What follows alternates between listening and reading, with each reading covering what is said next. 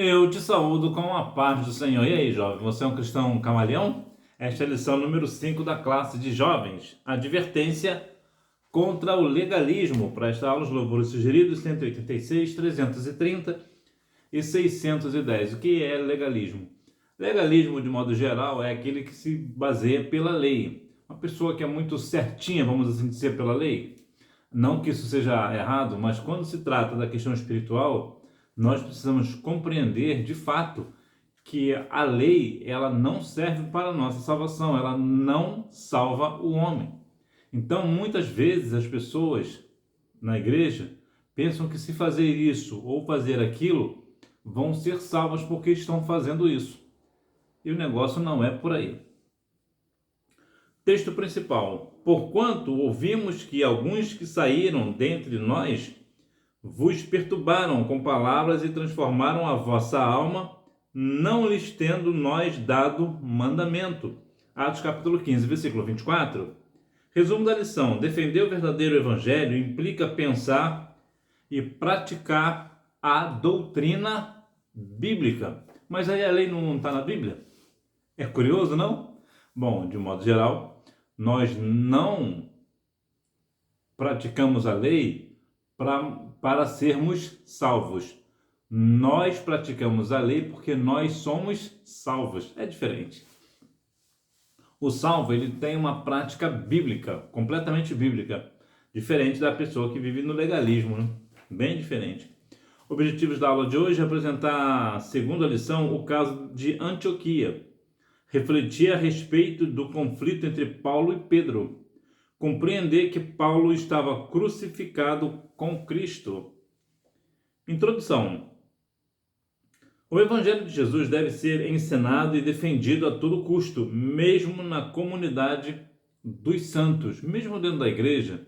Nós devemos continuar com o Evangelho de Jesus, ensinar de fato o Evangelho de Cristo. É muito importante que nós tenhamos essa visão, porque muitas vezes as pessoas dentro da igreja acabam não tomando conhecimento deste negócio e começam a praticar a questão do legalismo, achar que somos salvos pela lei. E veremos que o negócio não é bem por aí, né? Na verdade, é bem diferente. O caso de Antioquia. Pedro chega a Antioquia. O apóstolo Pedro estava ali e não teve dificuldade de se adaptar àquele ambiente. Ele certamente tinha conhecimento de que a igreja em Antioquia era um ambiente onde não havia as divisões étnicas tão acentuadas, conhecidas e bem demilitadas como era em Jerusalém. Em Jerusalém era extremamente legalista, né? Podemos assim afirmar. Né? Era muito legalista, os judeus eram de forma geral muito levados pela lei. Observavam muito a lei, e o mais importante era a lei, assim como a questão do próprio Saulo, né? O apóstolo Paulo ele tinha muito essa questão da lei, ele se baseava muito pela lei, extremamente pela lei, e por isso ele perseguia os cristãos. Por quê? Por causa da lei, porque a lei falava ali sobre a questão do Senhor, né? De Deus, e Jesus vinha com um evangelho, né? Com uma proposta que parecia aos olhos do apóstolo Paulo que estavam afrontando a Deus, estavam praticando abominações ao Senhor. E por isso o apóstolo Paulo perseguia os cristãos. Por quê? Porque no entendimento de Paulo, os cristãos estavam fazendo o quê? Desobedecendo a lei. Na verdade, depois ele foi descobrir que o negócio não era daquela forma que ele estava pensando. Então vemos aqui que Pedro, que de todos os apóstolos, Pedro é o apóstolo que eu gosto mais. Vemos aqui que Pedro ele tem essa questão de se ambientar bem. Ele se colocou muito bem. Não é muito diferente hoje, né? Muitas vezes estamos em ambientes que nós nunca fomos, mas quando chegamos nós nos ambientamos bem. De contrapartida, há lugares que nós podemos ir quantas vezes for preciso ir, mas nós não nos sentimos bem, porque por razões culturais, religiosas, entre tantas outras coisas, né? O ambiente em si, entre tantas outras coisas. Então é importante observarmos que como é que nós estamos, em qual ambiente nós estamos nos sentindo bem. Isso aqui é uma pergunta crucial, jovem. Isso aqui é extremamente é de uma relevância muito grande. Porque se eu vou para um lugar de pecado e eu estou me sentindo bem nesse ambiente de pecado, alguma coisa errada comigo não está certa. Agora, se eu vou para um lugar, para uma igreja, por exemplo, um ambiente que fala do evangelho e eu me sinto bem, então ok. Agora, nós devemos ter muito cuidado em qual ambiente nós estamos nos adequando. Isso é extremamente importante, porque muitas vezes os jovens andam muito, né, vão para muitos lugares, e há alguns lugares que os jovens da igreja estão se sentindo muito bem, onde na verdade não deveria. Os da parte de Tiago. Paulo descreve que um grupo de irmãos chegou de Jerusalém. Até aquele momento, Pedro e os que o acompanhavam estavam comendo com os gentios. No mundo antigo, partilhar uma refeição significava muito mais do que simplesmente comer ao lado de uma pessoa. Hoje, em todos os lugares, de modo geral, nós comemos com muitas pessoas, né? Imagina que você chega na casa de um amigo seu, está acontecendo um churrasco ali, e o que o teu amigo chega? Já chama você para o meio, né? Aí você já vai lá ficar na carne, não é assim, jovem? Mas a maioria das pessoas ali não te conhecem, mas você se sente bem ali, porque isso é normal, é comum, é da cultura nossa, né? Quando nós estamos fazendo um churrasco, ou numa pizzaria, por exemplo, ou em outro ambiente, chega uma pessoa e nós chamamos para o nosso meio. Mas também há casos como, por exemplo, quando numa praça de alimentação, você ou numa praça propriamente dita, tem mesas ali, você vai partilhar a sua refeição com uma pessoa que você nunca viu na vida. Talvez você chegue à mesa, você faça a sua refeição e você nem mesmo fala com essa pessoa. Talvez no máximo você o cumprimenta, no máximo. Porque vocês não têm a mesma cultura, vocês não se conhecem na verdade. Ali é uma questão de conhecimento. Então, também pode ser que a pessoa não te conheça, você não conheça a pessoa, mas de repente começa a fluir uma conversa e a conversa acaba se tornando uma amizade boa. Também é possível, sim, mas nos tempos bíblicos não era bem assim o negócio. Quando uma pessoa se sentava à mesa com uma outra pessoa, significava dizer, desculpa, que partilhava dos mesmos pensamentos, partilhava da mesma cultura, principalmente era muito conivente, né? Isso aqui é uma ideia maior, né? Comer com uma outra pessoa à mesa significava dizer que tinha comunhão com as práticas dessa pessoa, independente da prática que for. Então observe como diz lá no livro de Salmos 1:1, nos diz para quê? Para nós não nos assentarmos na mesa dos escarnecedores. Aí é que cabe a grande questão. Será que eu estou sentando, comendo junto à mesa dos escarnecedores? As pessoas estão escarnecendo do evangelho e eu estou ali participando daquele escárnio? Será que eu estou me adequando a esse ambiente?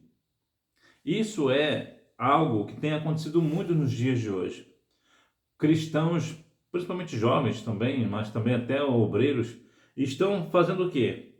Participando das mesmas circunstâncias. Eu vou te dar um exemplo. Geralmente, quando entra nessa questão do feriado da Sexta-feira Santa, que é uma tradição católica, o que muito cristão e obreiros falam, porque eu já vi, obreiros, presbíteros fazem a Sexta-feira Santa, ele obrigatoriamente vai comer peixe. Por quê? Porque ele vê que a Sexta-feira Santa é dia de comer peixe, mas isso é a questão da Igreja Católica. Isso é um paganismo, isso é pecado. Mas o obreiro está fazendo, o presbítero está fazendo, em alguns casos até pastores. Então o que está fazendo? Está sentando à mesa dos escarnecedores. Por quê? Porque o fato de uma pessoa comer um peixe numa sexta-feira santa não significa que ela vai ser perdoada pelos seus pecados. Então a pessoa pratica tudo quanto é tipo de pecado o ano todo, na sexta-feira santa vai comer peixe, porque comer carne na sexta-feira santa é pecado. Olha isso. Então observa que aqui vai nos trazer o quê? O assentar na mesa dos escarnecedores. E muito cristão, não somente jovem, repito, não somente jovens, até porque o jovem não tem tanta maturidade de uma forma ou de outra, pode não compreender muitas coisas, porque está chegando agora, é jovem ainda. Agora um obreiro, por aí você vê, então se um obreiro está participando, não imagina jovem, né? Então jovem, você nesse sentido, você não pode de maneira nenhuma escarnecer do Senhor. Você não pode se assentar na mesa dos escarnecedores. Então, naquela época, a pessoa que sentava junto à mesa significava dizer o seguinte: olha, você é de tal religião, então eu vou almoçar com você, por exemplo, porque eu participo da mesma religião que a sua. Olha que situação. Agora, que de religião que é a pessoa? É claro que hoje não é assim, hoje é diferente. Mas naqueles tempos, nesses tempos do apóstolo, era assim que a coisa acontecia. Então, se alguém está participando da mesa, está comendo junto, então significa que está pactuando. Aí está pactuando com o quê? A dissimulação. Em um momento ele agia como se cresce que não havia mais barreiras entre judeus e gentios em Cristo. E no outro momento, com outra ação, demonstrava que as barreiras ainda existiam. Pedro se viu debaixo de uma enorme pressão e cedeu a ela.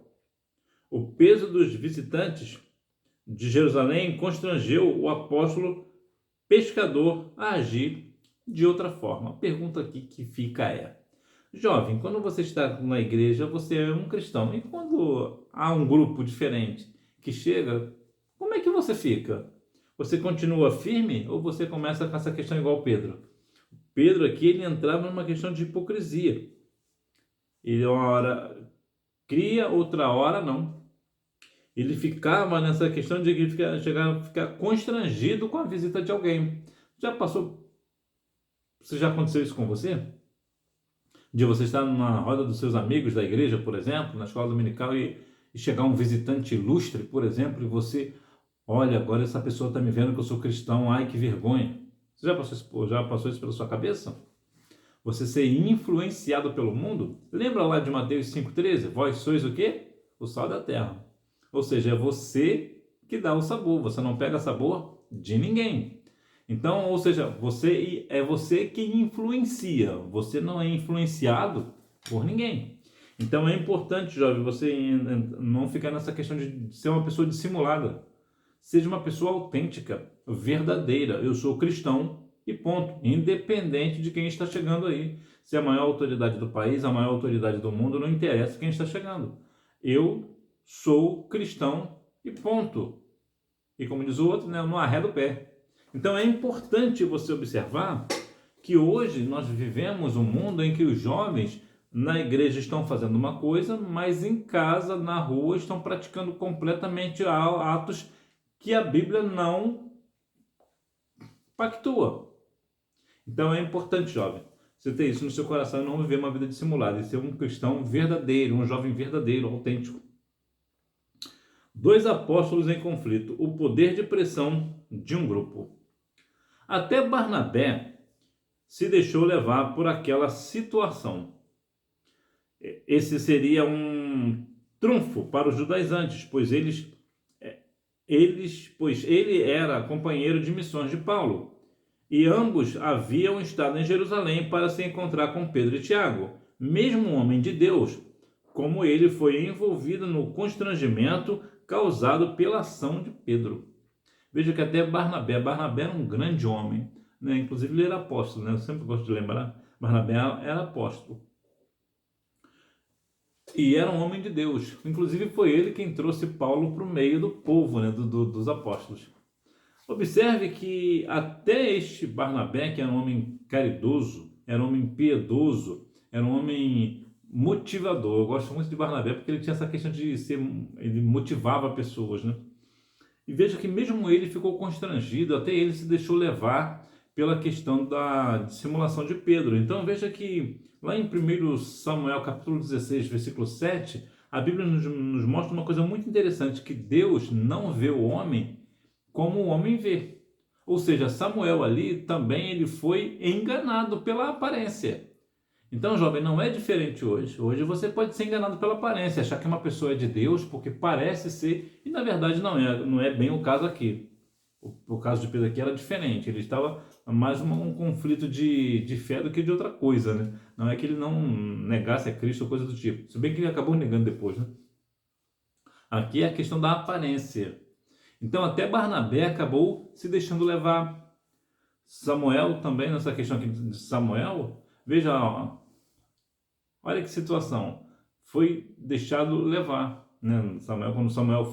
Quando Davi ia ser escolhido como rei, foi chegando ó, deve ser esse daí que é o rei. Não, não é esse daí não, é outro.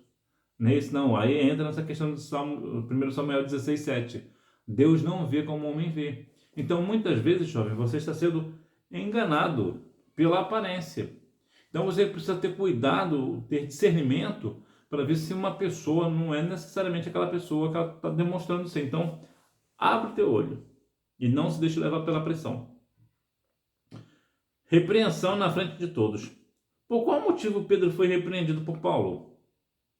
A razão era que ele estava, mediante a sua atitude, negando uma doutrina fundamental da fé cristã, que é a justificação pela fé.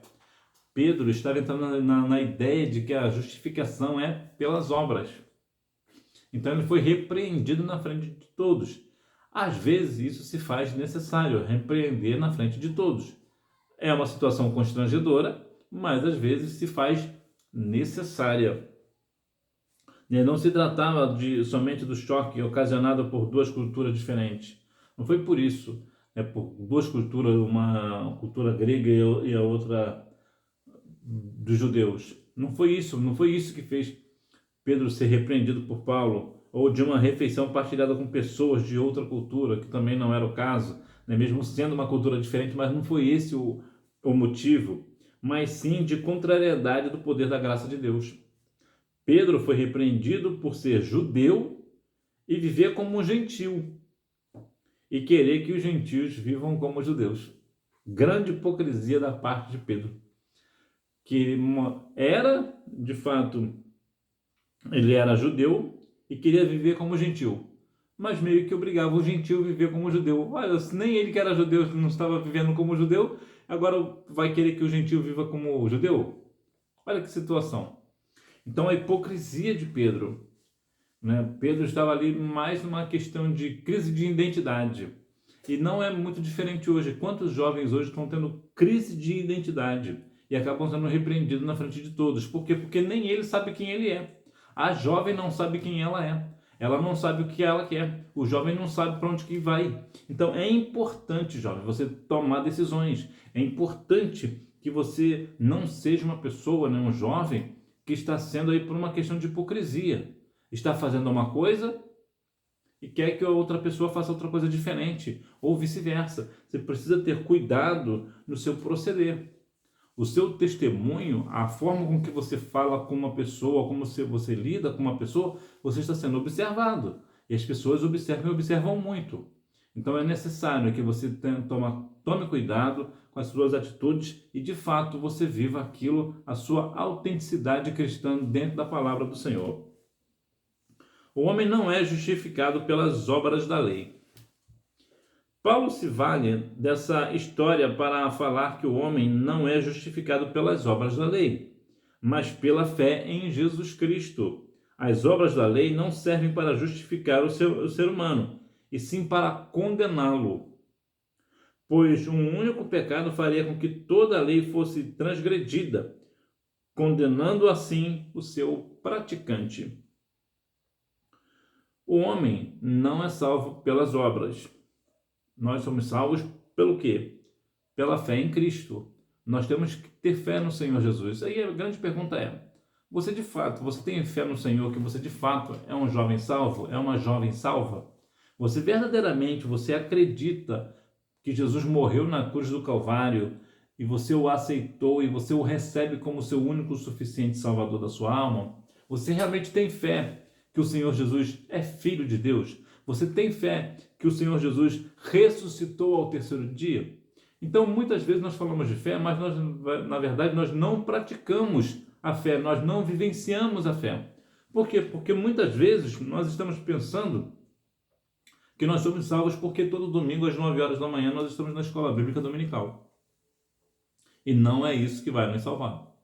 É importante estar na escola? Sim, claro, é verdade. É extremamente importante estar conhecendo mais e mais a palavra do Senhor. Mas o fato de eu ir à escola bíblica dominical aos domingos, isso não me trará salvação. A lei, ela é eficaz para condenar e não para salvar. Muitas vezes as pessoas ainda hoje ainda se enganam.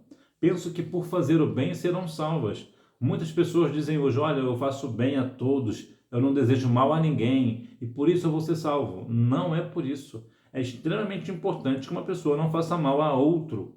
Entretanto, o famoso NPA, né, PNA, né, princípio da não agressão. Então, quando nós não agredimos ninguém, isso não vai nos dar salvação. E isso não quer dizer que nós temos que ser agressor, né? A Bíblia condena qualquer tipo de violência, qualquer ato violento, a Bíblia condena. Então, observe que é extremamente necessário nós entendermos, porque quantas vezes você não ouve, olha, eu não julgo ninguém, eu não brigo com ninguém, eu pago o que eu tenho que pagar, eu pago minhas contas, não dependo de ninguém, então eu vou ser salvo por conta disso. Não, você não é salvo porque você faz as coisas que precisa ser feito. Isso até o ímpio faz. Agora, é importante compreender que quando a minha salvação é pela fé que eu tenho em Cristo, isso significa dizer também, como o Senhor Jesus, Ele é o meu Salvador, Ele é o meu Senhor, então eu preciso cumprir a lei que Ele me ordenou, cumprir os requisitos bíblicos, né, vamos assim dizer. Né? Eu preciso ter uma vida transformada. E como é que demonstra a transformação? Aí é que vem o grande negócio. A grande transformação vem através das obras. Lembra? Pelo fruto conhecereis a árvore. Então, a minha obra é o meu fruto. Então, qual tipo de obra eu tenho feito para que as pessoas vejam que que eu estou dando fruto na presença do Senhor? Isso aqui que é a grande questão. E falando em fruto, existe uma questão muito interessante lá na figueira.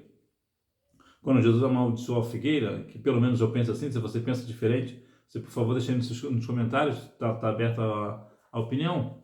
Jesus, ele foi ver figo, procurar figo, e na figueira não tinha, só tinha folhas. É curioso, a figueira ela primeiro dá o fruto e depois as folhas. Isso significa, se ela está com folha, então por dentro ela tem fruto.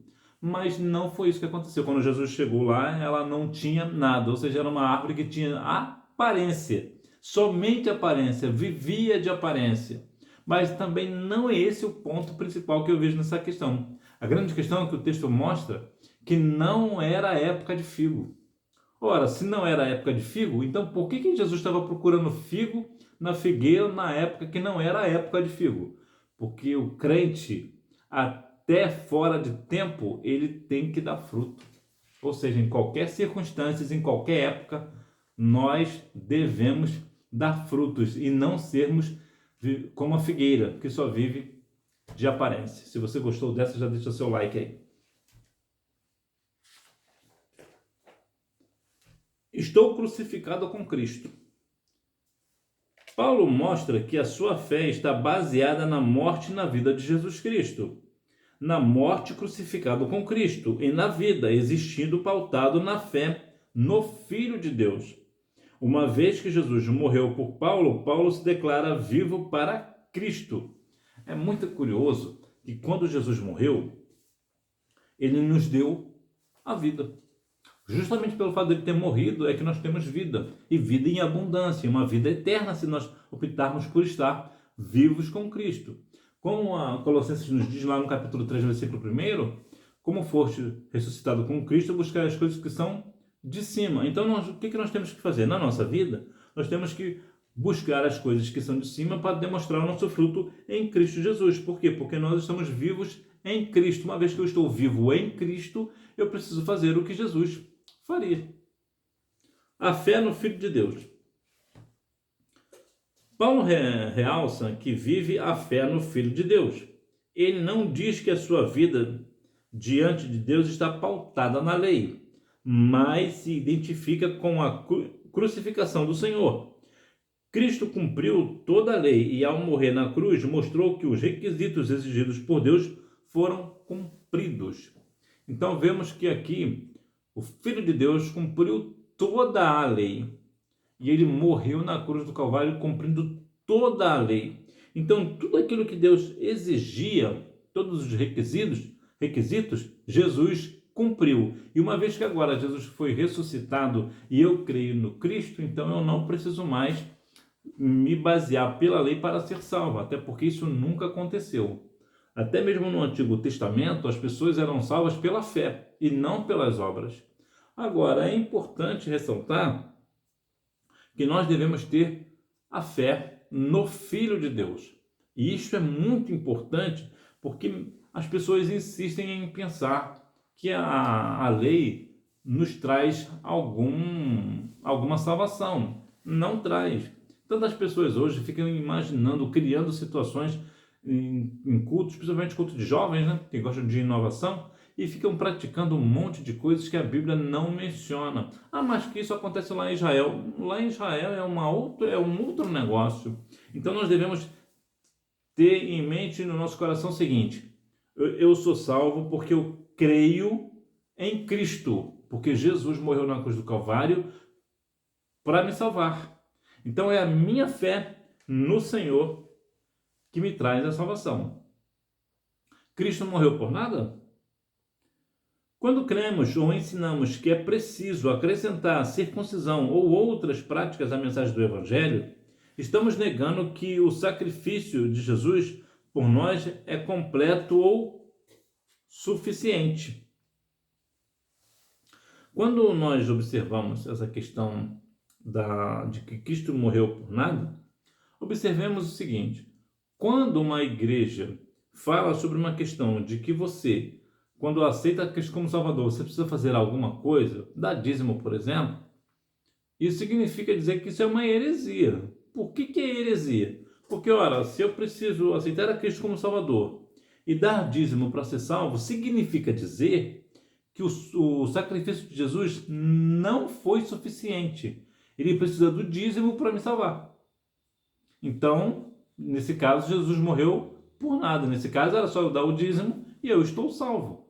Então, é importante notar que quando uma igreja diz que você precisa aceitar a Cristo para ser salvo, mas precisa de fazer uma outra coisa para ser salvo, significa dizer que o sacrifício de Jesus não foi suficiente, ou seja, trata-se de uma seita. Por exemplo, algumas igrejas, por exemplo, dizem que para ser salvo tem que aceitar Jesus e guardar o sábado. Isso é o quê? Heresia. Aceitar Jesus e não comer carne de porco. Isso é o quê? Heresia. E tantas outras coisas. Isso é o quê? Heresia. Para nós sermos salvos, nós precisamos apenas, unicamente, ter fé em Cristo. Nós somos salvos pela fé e não por nossas obras. Para quê? Para que ninguém se glorie. Efésios 2:8. Então, que nós venhamos entender este negócio de uma vez por todas. Conclusão: nenhum de nós pode negar um preceito bíblico por força da pressão de um grupo. Quando tem tantas coisas, né? Hoje o Brasil tem tantos grupos, será que por causa de uma pressão de um grupo desse nós vamos ceder? Nós vamos verdadeiramente perder o nosso caráter bíblico? Porque está todo mundo dizendo, está todo mundo falando, estão vindo contra nós, por exemplo, casamento de pessoas do mesmo sexo, porque está todo mundo fazendo, a lei está aí para impor muitas vezes esse negócio, a igreja vai pactuar desse negócio, dessa prática? Será que nós vamos perder a nossa identidade, ou se é que nós não já perdemos? O cristão, ele vai contra a correnteza. 1 João 5,19 fala que sabemos que somos de Deus e que o mundo inteiro jaz no maligno. Ou seja, o mundo está no maligno, nós não. Você já, a Bíblia diz lá em 1 João 2,14, jovens sois fortes, pois a palavra de Deus está em vós e já venceste o maligno. Então é importante que nós venhamos continuar firmes, né? Apocalipse 2,8 nos diz que nós somos fracos, mas nós não negamos o nome do Senhor. Então, independente da nossa força, nós fazemos o quê? Não negamos o nome. Nós não vamos perder o nosso caráter cristão, os nossos valores cristãos, os nossos princípios bíblicos. Por quê? Porque nós estamos firmes no propósito, assim como Daniel e seus amigos, que ficaram o quê? Firmes apesar da ameaça, apesar de ter sido um lançado lá na cova dos leões, né, que no caso foi Daniel, e depois Ananias, Misael e Azarias, que foi parar lá na fornalha de fogo ardente. Mas qual foi o posicionamento deles? Eles ficaram firmes, eles não cederam à pressão. Da mesma forma você, independente do grupo que estiver fazendo força contra o seu posicionamento, você continua firme no Senhor Jesus. E você é um crente camaleão? O que é isso? É um crente que muda de acordo com o ambiente.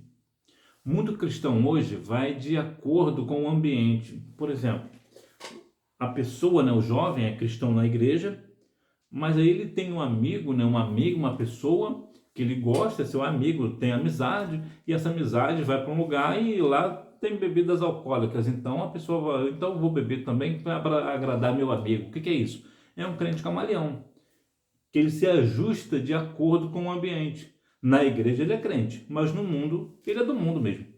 Então, que tipo de crente você é? Você é um crente camaleão? Não, né? Você é uma pessoa firme, né? Você é um jovem firme, né? Hora da revisão. Número 1, a cidade de Antioquia da Síria. Número 2, Paulo nos diz que esse grupo que veio de Jerusalém era da circuncisão. Número 3, o peso dos visitantes de Jerusalém constrangeu o apóstolo pescador a agir de outra forma. Número 4, ele não diz que a sua vida diante de Deus está pautada na lei, mas se identifica com a crucificação do Senhor. Número 5, Paulo mostra que a sua fé está baseada na morte e na vida de Jesus Cristo. Que Deus em Cristo continue abençoando a sua vida. Se você gostou da aula de hoje, você deixa o seu like, deixa o seu comentário, compartilha esse vídeo com uma pessoa que, assim como você, também ama a Escola Bíblica Dominical. E se você não gostou, deixa o seu dislike. Que Deus em Cristo continue abençoando a sua vida e não seja um crente camaleão. Tchau, fica na paz.